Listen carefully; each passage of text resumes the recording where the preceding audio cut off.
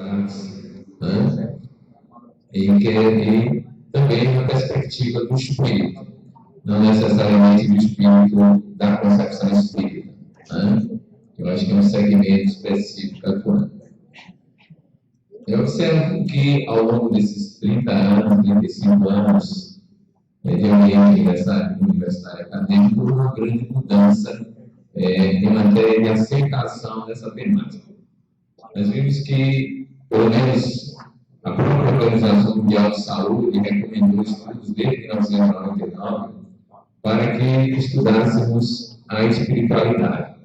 E aí os conceitos se confundem entre religiosidade e espiritualidade. Normalmente se faz uma distinção que não me parece muito apropriada. A religiosidade estaria ligada ao movimento, à estrutura social, ao ritual, ao costume dentro dos segmentos religiosos. E a espiritualidade estaria na religiosidade, mas poderia estar fora dela. Parece-me que é uma tentativa de trabalhar com a terminologia. Mas o que importa, no nosso modo de ver, é a essência do que se quer dizer. E no nosso entendimento, a essência do que se quer dizer é a incompletude humana que foi aqui citada antes, hoje traz no seu bojo, em todas as áreas do conhecimento, a necessidade de incluir a chamada dimensão espiritual. Isso me parece fundamental. Seja ela de maneira religiosa, seja ela de maneira laica, seja ela de maneira científica, mas a dimensão espiritual hoje emerge como uma experiência significativa para a sociedade contemporânea. E isso parece ser um renascimento, de certa forma. Porque se nós olharmos um pouco da trajetória da civilização ocidental, que a gente conhece mais significativamente, vamos verificar que a chamada Era Moderna começa com o renascentismo e ainda está presente na atualidade, embora não fale dos pós-modernismos, ela tem uma característica básica que é muito significativa do ponto de vista cultural: a separação das esferas culturais dos valores em geral. Então, a ciência ganhou o status de ciência, a filosofia idem, só que essa separação resultou numa patologia, como bem cita Ken Wilber, a patologia do esgarçamento completo e a separatividade completa. E é claro, um vácuo na organização social, que se estabelece quando ninguém está presente continuamente, algo se tornou hegemônico.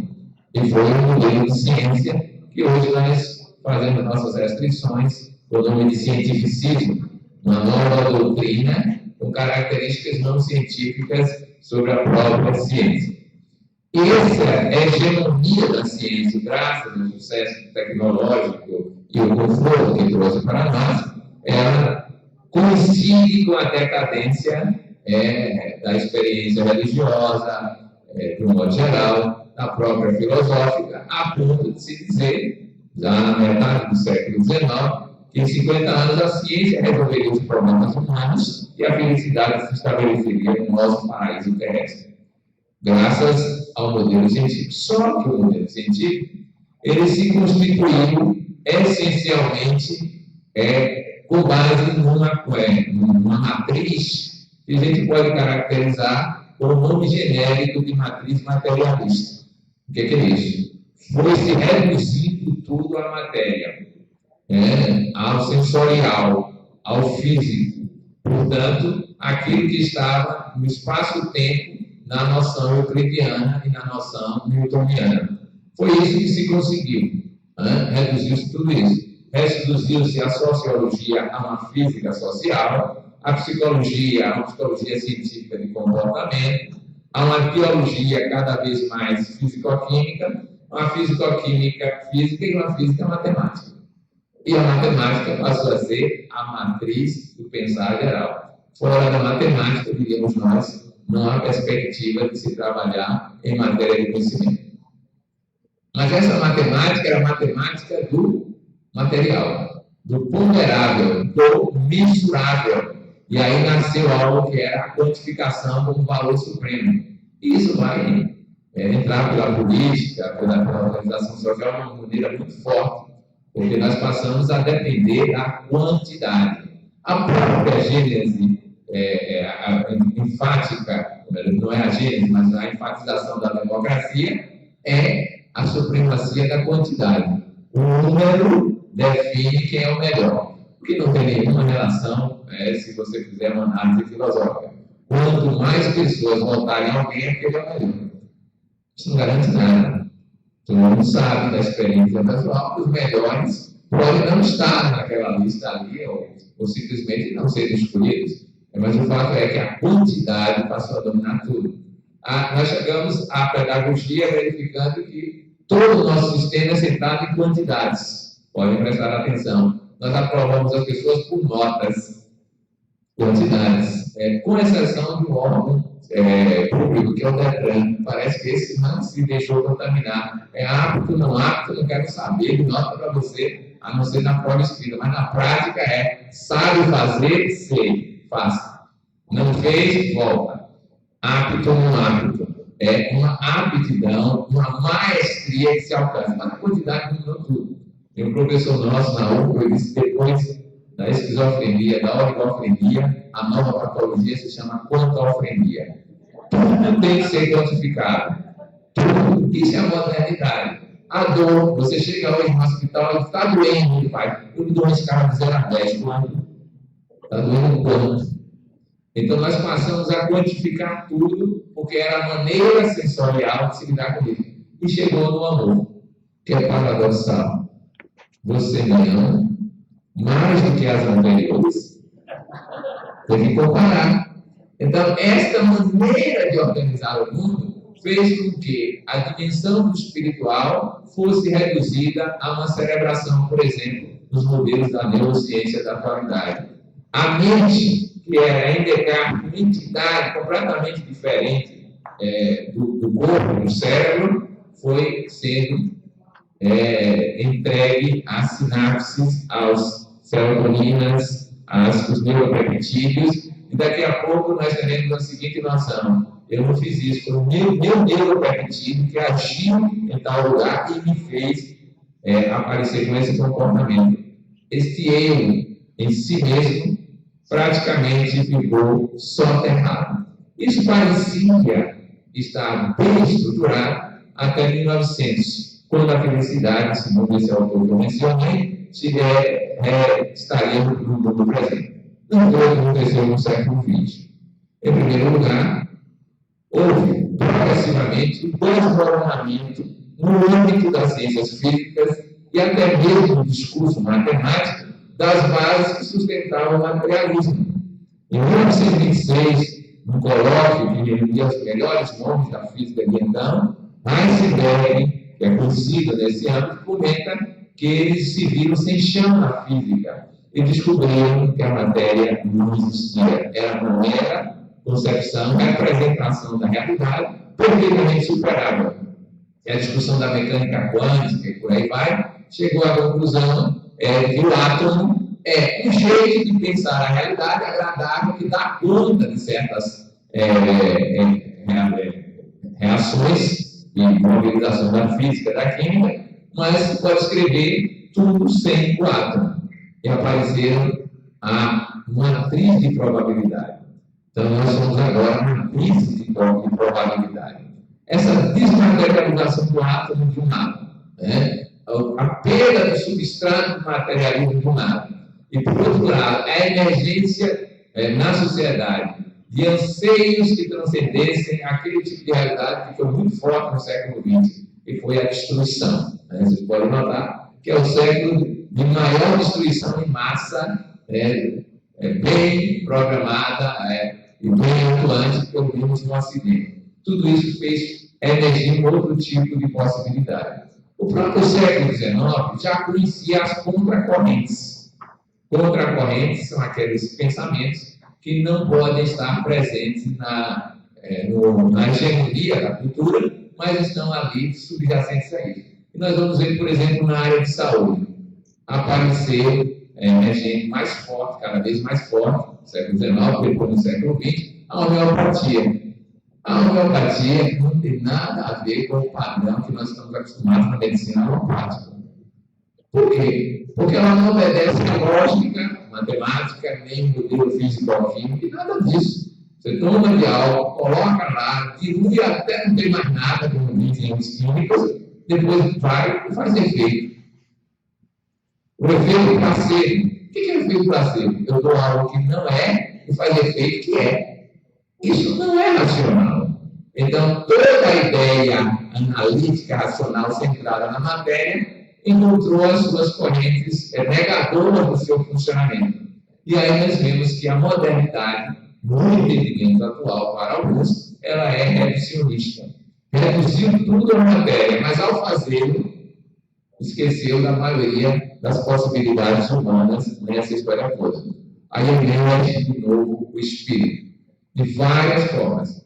Por exemplo, se dizia que a religiosidade deveria desaparecer com a razão, porque a religiosidade era mágica, era mítica, era um estado primitivo da sociedade. Como Augusto Comte disse, esse autor do positivismo que inspirou a bandeira brasileira, a ordem e progresso, é um trecho do lema dele.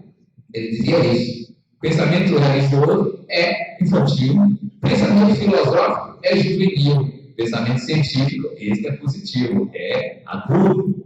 Era assim que ele moldava o século XIX e isso permaneceu até o século XX. Só que se percebeu várias coisas, vários estudos que isso não dava conta da história humana. Vocês têm uma ideia? Apesar de toda a racionalidade na sociedade americana, a maior parte das práticas em saúde começa pelas medicinas não oficiais.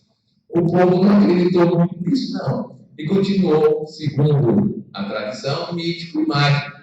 E emergiram mil e uma possibilidades de espiritualidade. Algumas bem terra a terra. A gente chama isso de neomaterialismo espiritualista. Né? Aí vamos ganhar o reino da terra pensando em Deus.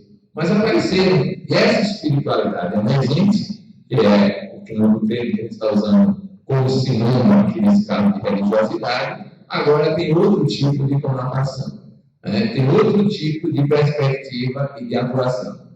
E isso no bojo das grandes mudanças de pensamento que vão ocorrendo em todas as áreas. Se vocês tomarem dos dissidentes da física tradicional, mesmo quântica, vocês vão verificar que tem pessoas como Hamilton e Cousano escrevendo textos sobre a matriz do universo é a consciência, não é a matéria. A consciência gera a energia, o universo e a própria matéria. Aí nós passamos a ser seres, consciência, seres, na nossa linguagem, espírito, que cria a realidade como está. E a gente vai vendo textos os mais variados. O Gregory Beck escreveu um livro, A Matriz Divina, mostrando os avanços hoje das pesquisas em que nós atuamos além do tempo, além do espaço, e atuamos via consciência. O que é interessante é que isso nasce dos mesmos laboratórios de antigamente, transformados agora em verdadeiras experimentações ou catedrais da consciência que não estavam pensadas no século XIX, nem até metade do século XX. Essa espiritualidade emergente faz com que a gente retome algumas ideias que eram do passado e que agora reaparecem de outra vestimenta, mas com o mesmo significado. A ideia da grande cadeia dos seres, a matéria, a energia, a informação, a consciência, o espírito, é uma grande cadeia de manifestações do múltiplo, na realidade externa. Mas por trás disso há uma realidade única, que se chama Espírito, Deus ou algo parecido, e que esse Gregory Beck, em 2005, chamou de Matriz Divina.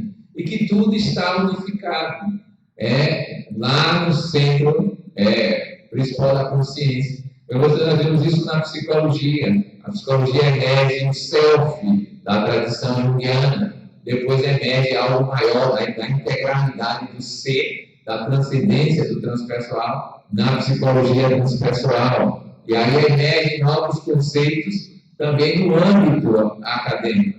E aquilo que era da religiosidade passa a ser das seitas, dos grupos religiosos, das chamadas grandes reuniões, passa a ser uma busca de todas as áreas, na área científica, na área filosófica, na área artística e na própria área religiosa.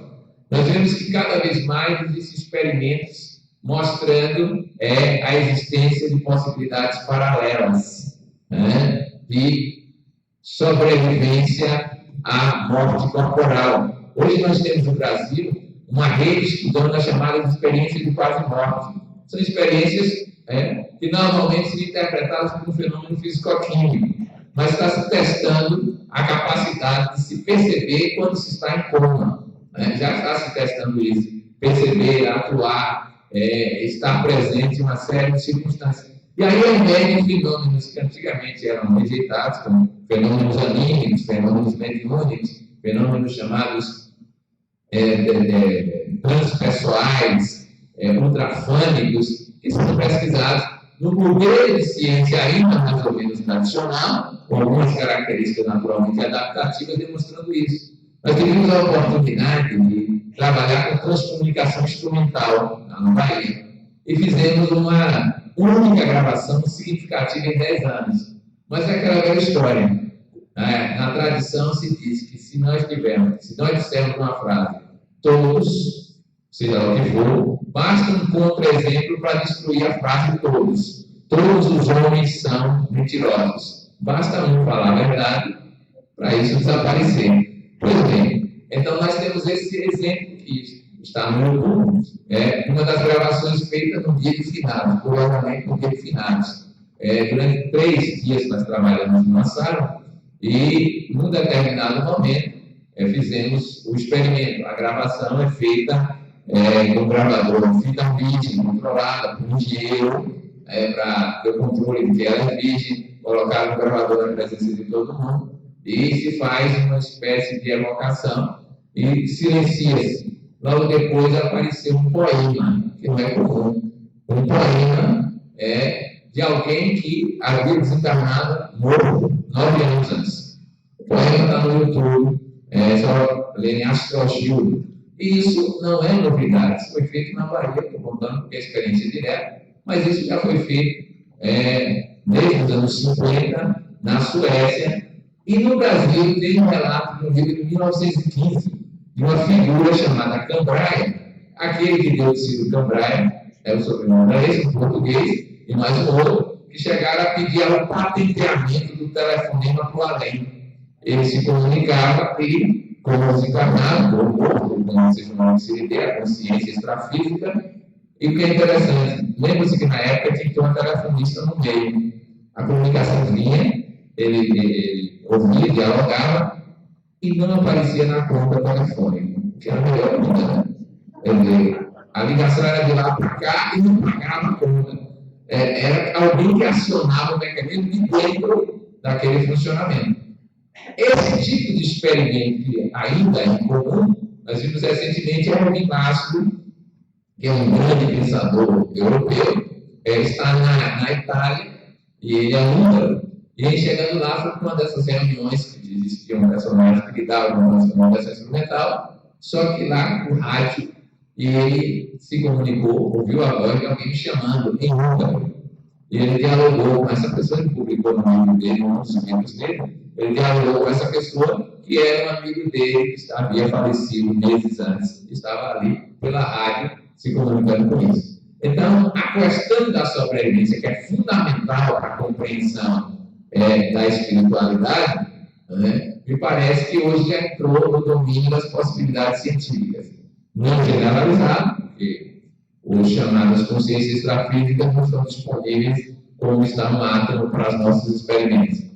O velho átomo, como ele funcionava. Mas temos aí um leque imenso de possibilidades de trabalho nessa área. Mas ainda que não fosse isso, não fosse uma sobrevivência pós-morte, há uma outra dimensão da espiritualidade, que é o desenvolvimento da transcendência que as pessoas podem ter. Se vocês lerem no francês, Paul Ferry, que é defensor de um chamado materialismo mitigado, ele vai mostrar as soluções históricas que o homem deu ao problema da morte, ao medo da morte, aí ao significado da vida.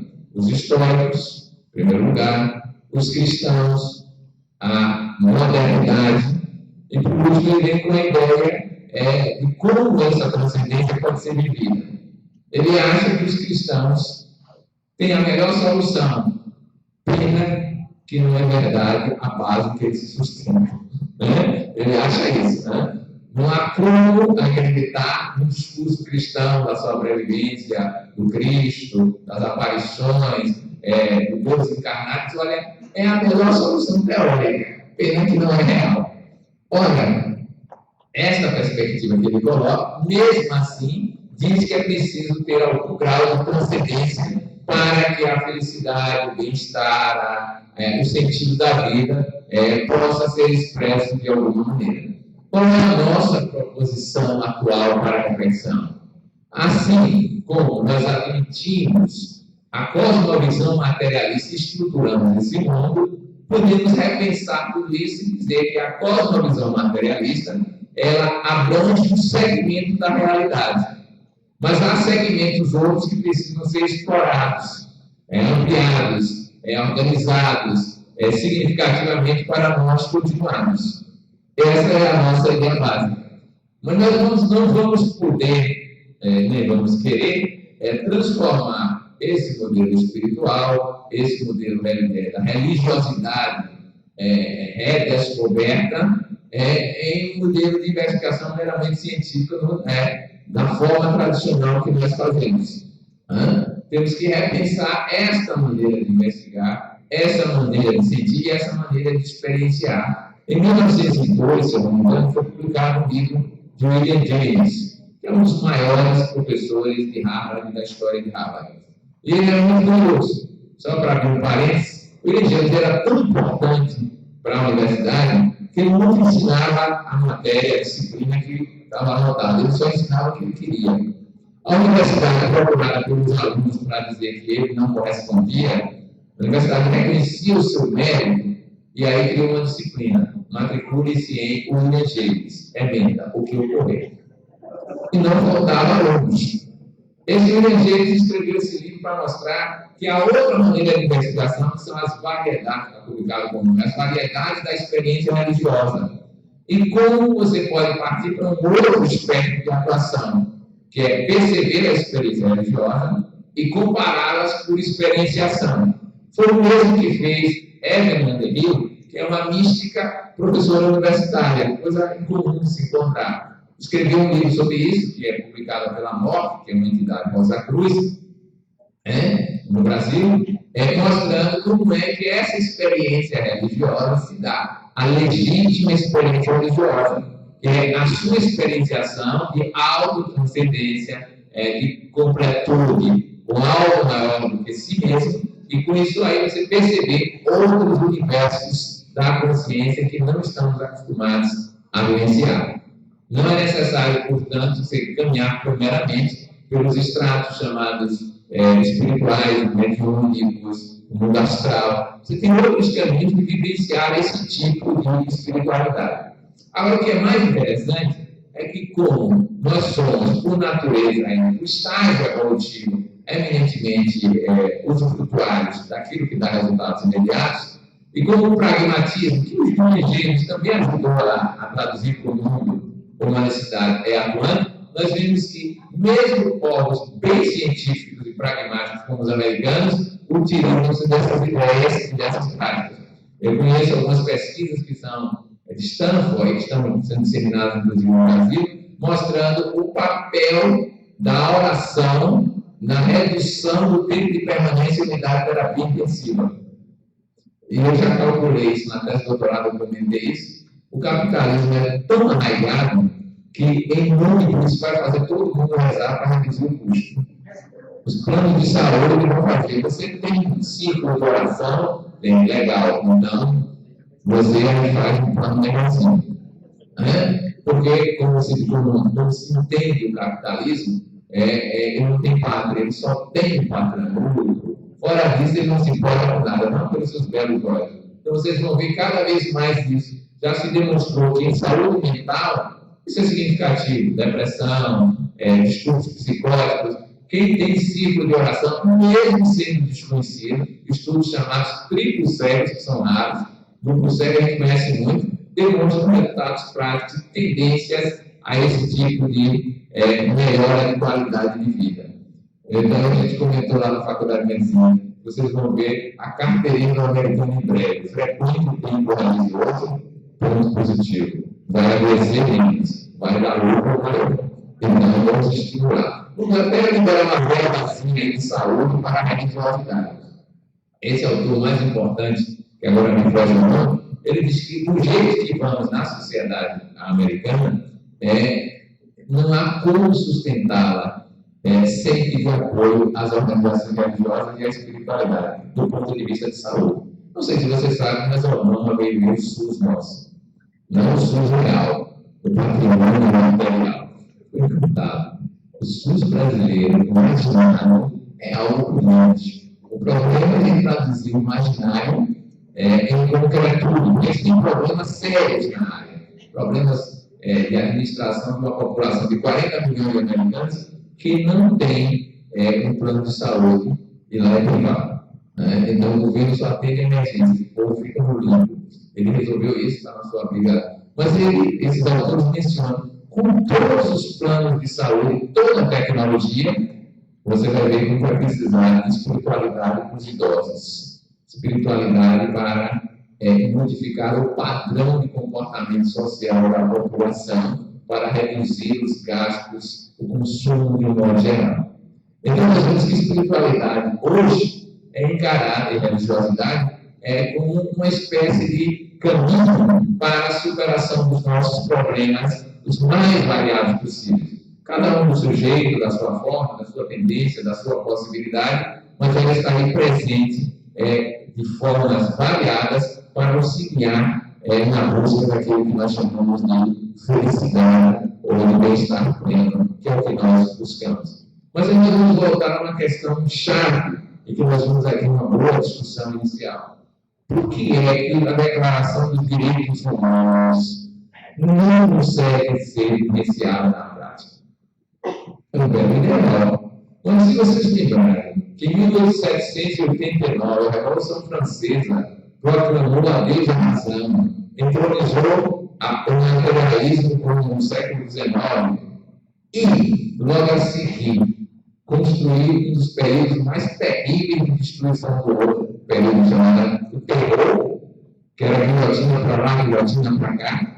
Como é que ela fala em Declaração Universal dos Direitos Humanos com base numa prática de destruição mútua do governo? Fica difícil de a gente entender. Mas a gente compreende isso sempre de uma perspectiva evolucionista, espiritual. Se nós percebermos que somos seres espirituais limitados enquanto condição humana, e não seres humanos a busca de uma experiência espiritual. Somos uma consciência que, para se manifestar, está em construção. E qual é o nosso problema? Por mais que nós discursemos sobre espiritualidade e religiosidade, a regra instintiva, a regra básica é farinha pouca no peru primeiro e guarda conta do mundo meio. Isso é o que funciona. É o cotidiano da nossa experiência. Eu me recordo que quando eu fui fazer o vestibular em 1970, já era adepto do espiritismo, e como é que fica nessa concorrência? Eu não posso desejar o mal para os meus colegas. E aí eu leio uma oração. A oração dizia o seguinte: Todo-Poderoso, inspirai 3.173 convidados para o vestibular de medicina.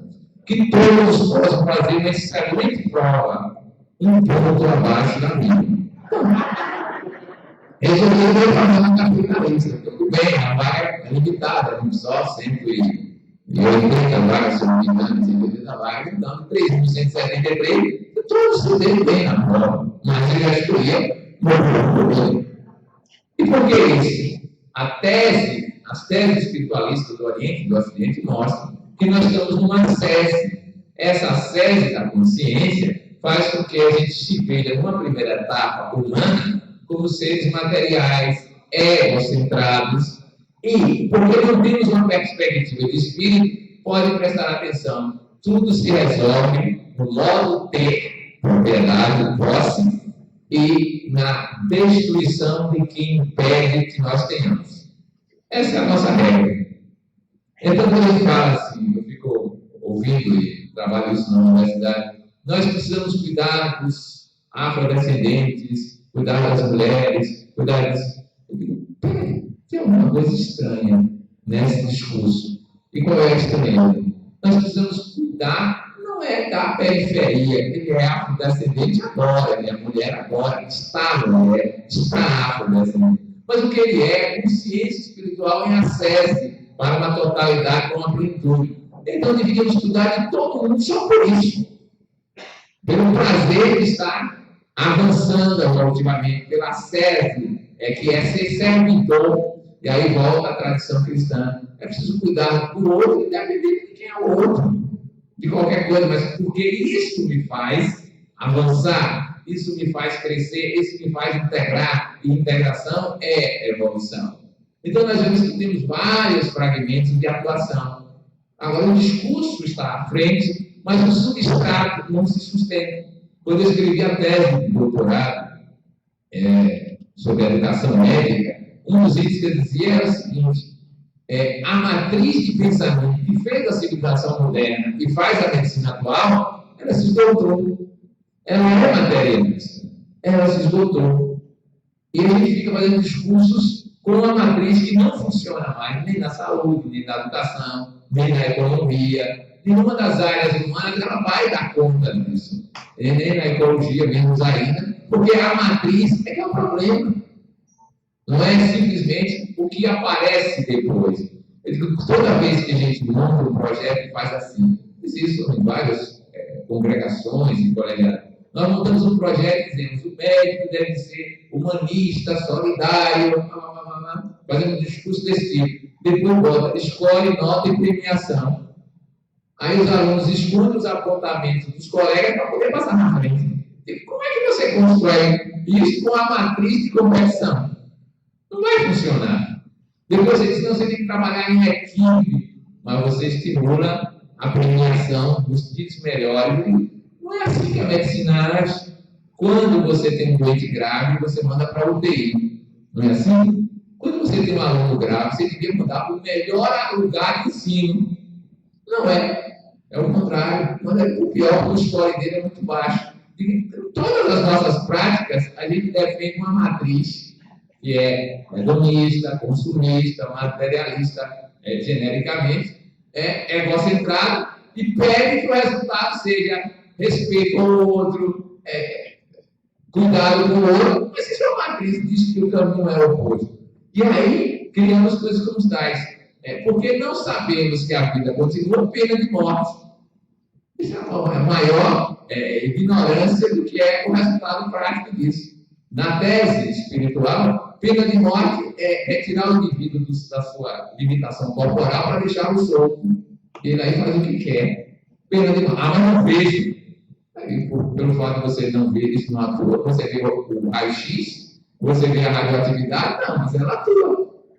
Então, como a gente tem essa limitação da matriz, então a dificuldade do mundo está aí. Por isso que a gente defende a ideia de que é preciso construir a nova matriz centrada na consciência, fora do espaço e do tempo, que reverbera no espaço e no tempo e faz a construção do mundo. Aí eu não direi você é outro, porque nós somos uma unidade. Nós estamos todos interligados. Agora mesmo eu vi a experiência do DNA relatada por Gregory Beck, antes de vir para cá, ele mostrando o seguinte: o DNA retirado de uma pessoa e colocado a 560 quilômetros, quando uma emoção é provocada nessa pessoa por um estímulo, o DNA no laboratório reage. Só 560 quilômetros de distância. Eu fiquei perguntando: como é que fica o transportável? Se DNA reage. E alguém já me perguntou: e aí? Eu não sei, porque eu nunca entrevistei um doador de órgãos pós-morte. Se eu não tive essa experiência ainda. Eu vou me contar que emoção ele está sentindo para o outro, para reverberar no outro.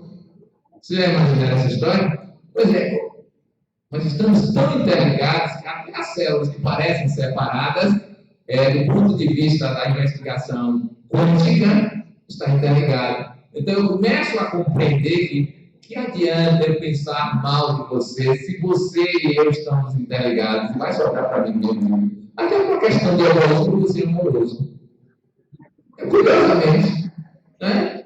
O que eu disse do capitalismo em 2002 está funcionando. Não sei se já chegou aqui. Eu disse, olha, o capitalismo vai fazer a maior revolução socialista na área de saúde, por questão de lucro. Vai chegar ao ponto de eles ligarem para você e dizer, eu vou cuidar da sua saúde, você não pode adoecer, vou ligar para a sua casa, vou lhe visitar. Já começou. Em São Paulo, isso é regra. A assistência social vai ser um exame superior, você não sei o quê. Como é que está a sua dieta? O que você está fazendo? Você está malhando? Não sei o quê. Todo mundo pensando em você, para você não gastar o plano de saúde. Por causa. É uma evolução lenta, gradual, então, assim, pouco interessante para quem é utopista, é sonhador, mas é um avanço que ele pode ver. A espiritualidade vai mostrar como a economia pode ser diferente. Nós entramos numa roda viva que nunca vai dar certo. Nós temos uma medida chamada PIB. Sabe o que é isso? Produto Interno Bruto. Felizmente, o Butão inventou outra medida, FIB, Felicidade Interna Bruta. Porque se verificou o seguinte, 3 vezes mais o PIB americano é hoje do que há 50 anos. E as medidas de bem-estar não cresceram nada. Nada. Estão no mesmo lugar. Antes daquele ataque ao órgão presidente que deprimiu o americano. Foi a primeira vez na interação com eles, que estavam deprimidos nessa história toda. A economia, feita desse jeito, ela obriga você a consumir cada vez mais. O planeta é limitado. Não vai dar para todos. Vai ter problemas. Já está faltando. E além do mais, você fica vinculado a isso com uma aflição geral. Quando o Collor criou a nossa socialização plena, o socialismo pleno nosso, todo mundo só tem 50 mil, até 50 mil, como disse, aonde você deve lembrar, Fidel Castro disse que nem Cuba foi tão rápido. O socialismo se estabilizou tão rápido. O que foi de gente infartando no Collor por causa do socialismo rápido? Por quê? Porque estava todo mundo ligado no PIB e na felicidade decorrente, chamado por Eckert modo T, que é um modo materialista de ver as coisas. Na hora que a gente passa para o modo consciência, modo espiritual, modo ser, você vai gerenciar a economia de outro jeito. Nós não precisamos crescer o PIB, nós precisamos crescer a felicidade.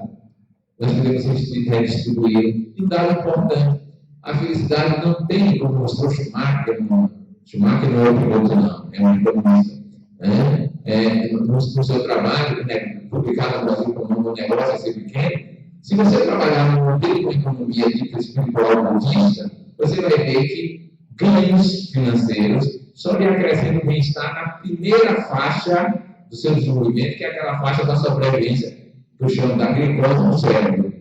Depois daí, o ganho acontece, mas não tanto. E a partir de um valor que ele calculou na época, nos Estados Unidos, quanto mais você ganha, mais você perde bem-estar. Você vai perdendo bem-estar com o ganho que vai aumentando. A gente tem que perceber isso. Está envolvido de tal maneira no modo T da modernidade, na posse, da dominação, do controle externo, que não percebe que ficou escravo nessa situação que a gente está vivendo. Então, a proposta espiritual é superar o modo T, aproveitar o que ele tem benéfico e ir além, pelo chamado modo C de autorrealização, de autotranscendência, que a psicologia transpessoal de Maslow já falava nos anos 60, que seguem atrás agora com a chamada psicologia positiva da felicidade, que os filósofos falam disso, e que todas, se vocês notarem, caminham para aquilo que o termo usado antigamente era religiosidade. Perceba-se divino, perceba-se capaz de vivenciar a transcendência, e você vai verificar que o mundo pode ser de outra forma. Conta a tradição, para finalizar, que Alexandre o Grande, Alexandre Magno da Macedônia, soube de um filósofo que existia ali nos arredores de Atenas. Não sei se era Diógenes, mas era um filósofo. Diógenes era da Terra. Esse era outro. E como Alexandre foi educado por Aristóteles, o grande filósofo Aristóteles, Ele gostava de filosofar. Filosofou no bebê dele, morreu aos 33 anos com campeonato de bebida. O guerreiro morreu como alcoólico, não tinha pena. Então ele se preocupou em saber o que o filósofo pensava, já que ele era tão famoso. Chegou para um banquete, né, no seu local de moradia, ou de estadia naquela região. Quando foram convidados, o filósofo disse: quem é Alexandre? Não sabia quem era Alexandre. Ele acha fantástico. O rei, o grande Magno, Alexandre da Macedônia, dominador de todo esse império que vai do Mediterrâneo. Você não sabe quem é? Não sei, não tem nenhuma importância para mim. E eles voltaram dizendo que o filósofo não iria para o almoço. Alexandre podia condená-lo à morte, porque era fácil naquela época. Mas ele disse: não, esse indivíduo é tão desafiador que eu vou vencê-lo. E foi. Mas ele morava numa caserna, que tinha uma janelinha com uma porta de baixa altura. E a comitiva de Alexandre chegou, foi entrar na porta e a caserna cabia para caramba, um bico. E o moço estava lá. E Alexandre disse: eu vim aqui para lhe dizer que você pode me pedir o que quiser do meu reino que eu lhe ofereço. E o filósofo respondeu: infelizmente, o seu reino não tem o que eu preciso, o que eu quero. E o que é que você quer? Eu quero que o senhor saia da porta, que está atrapalhando o sol que eu tomo todas as manhãs. Só isso. Estou feliz com isso. Aquilo é um exemplo prático de como o domínio do ter não chegou a esse filósofo. Não chegou a esse filósofo. Agora veja a nossa situação. Nós estamos hoje no Brasil que nem longe se assemelha às condições do Brasil de Dom João VI e Dom Pedro I. Eu estou reclamando do voo que vou fazer. O horário, as dificuldades, longe, Dom Pedro I, para se tornar Dom Pedro I, saiu de Santos para São Paulo. O maior e melhor transporte, mais rápido transporte da época. Era o imperador do Brasil logo a seguir. O imperador do Brasil andava de mula. Só que ele teve um problema no gastroenterite no caminho. Não tinha nenhuma lupazinha, nem soro caseiro. Ele teve que ficar, graças a uma fazendeira, tomando laranja, chupando laranja, tomando laranja. Não tinha nem liquidificador para fazer suco de laranja. E quando ele estava no Rio, dizem os escritores da época, ele não estava lá por qualquer coisa. No Riacho Piranga. Ele não voltou para parar, porque o problema dele continuava. E o pessoal disse que era o grito dele, foi independência logo, foi o burro. A sábia que vai mas era o imperador. Vocês gostariam de ter uma vida de imperador, de ter riqueza? Pois é. Só que nós hoje estamos em outro estágio do consumismo e pensamos que vamos resolver o problema. Não vamos. Por mais que o consumo aumente, ele é linear, ele é horizontal. Ele só vai gerar mais necessidades, mais demanda do trabalho, mais disputa, mais isso, mais aquilo, porque é a matriz. Daí porque na nova consciência, nós precisamos trabalhar uma nova matriz, centrada no espírito, que não ocupa tempo, não ocupa espaço, não morre, que não nasce, mas manifesta de várias formas. E as marcas da evolução dessas formas chamam-se integração, amorosidade, complexidade, mais consciência, e aí a gente constrói um outro tipo de realidade. Eu acho que Campina Grande é um bom exemplo para começar nesse tipo de reflexão.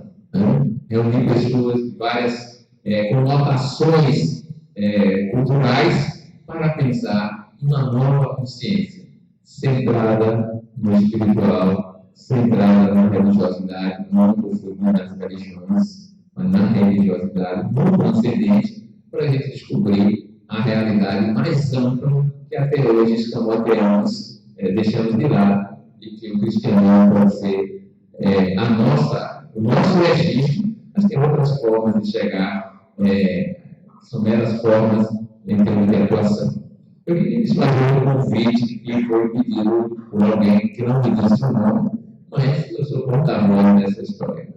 Ele está dizendo que vai ter um curso de esperança, né, no trabalho da nova consciência, na faculdade de administração amanhã. Eu não falo esperança, mas eu admiro muito Zamenhof e criei o grupo esperança. Mas eu não falo esperança porque eu tenho uma condição muito peculiar. Eu, no peixinho, só consegui aprender uma língua, né? Não consigo falar nenhuma outra língua. Então, eu me sirvo dos outros para ser intérprete em outros lugares. Mas creio que o esperança é uma tentativa de integração, de superação de barreiras, e tudo que se constitui nesta linha é a acesso evolutiva do múltiplo para o uno, até percebermos que a diversidade é o espectro natural do uno que se fez presente sob a forma de manifestação. O uno pode se chamar Deus, Allah, Jeová, vago criativo, ou consciência cósmica. O que importa é percebermos que a separatividade é uma invenção da nossa ignorância, da nossa inconsciência em relação à totalidade. E com essa ideia de espírito, criarmos a civilização centrada no mundo, espírito, energia, matéria, tudo integrado. Aí nós poderíamos dizer assim: eu consigo amar plenamente, porque eu amo amar a totalidade. E na totalidade não há ninguém que não seja incluído. Não diremos mais, eu quero ter 1 milhão de amigos.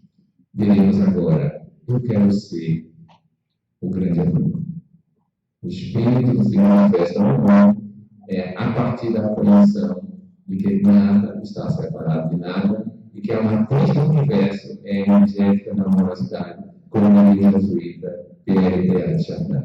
Então a frase dele encerra essa fala: não somos seres humanos buscando a experiência espiritual. Somos seres espirituais vivendo uma experiência humana. Se tomamos consciência disso, mudamos a matriz, mudamos o mundo.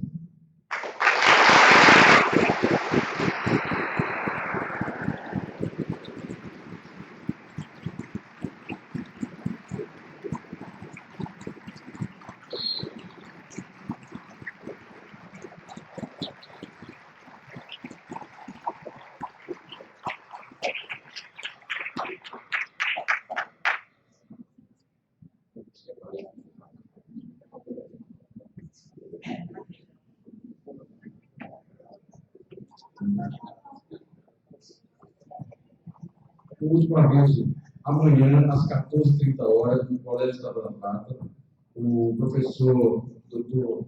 André Luiz Peixinho fará uma conferência no IEF, que é aberta ao público. Todos eles estão bem convidados.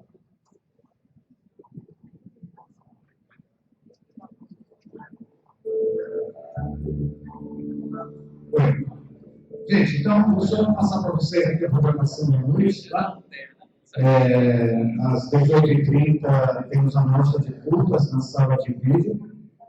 Às 19h30, aqui no auditório, uma apresentação teatral, o Rápido de Perséfone, feito pelo NASP, do Núcleo de Pesquisa e Experimentação Teatral, de Campina Grande.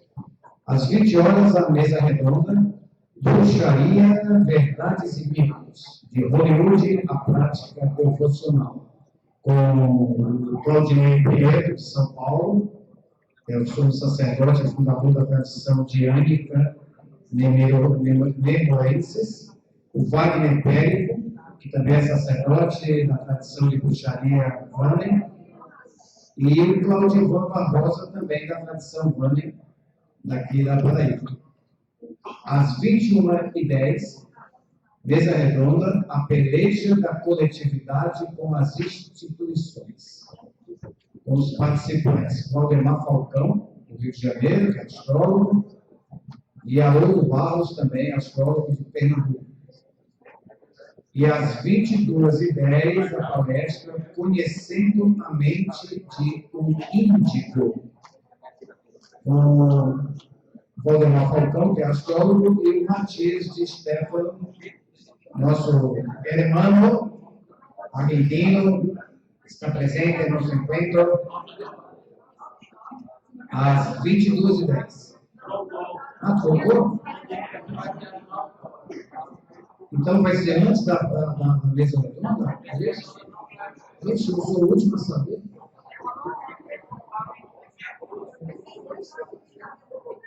Olha só, não estava sabendo. O capacete de Rastafari não me avisou antes. Bom, então vocês estão sabendo mais do que eu. Ok, gente? E para quem se interessa por literatura romântica, eu trouxe um livro novo. Está à venda lá no Livramento, chama-se Indecências para o Fim de Tarde. São todos eróticos, para quem gosta de relaxar, né? Na leitura de uma boa sacanagem, né? Estão todos convidados a conhecer. É um precinho bem bacana. E lá embaixo. Então, até mais, hein? A gente se vê.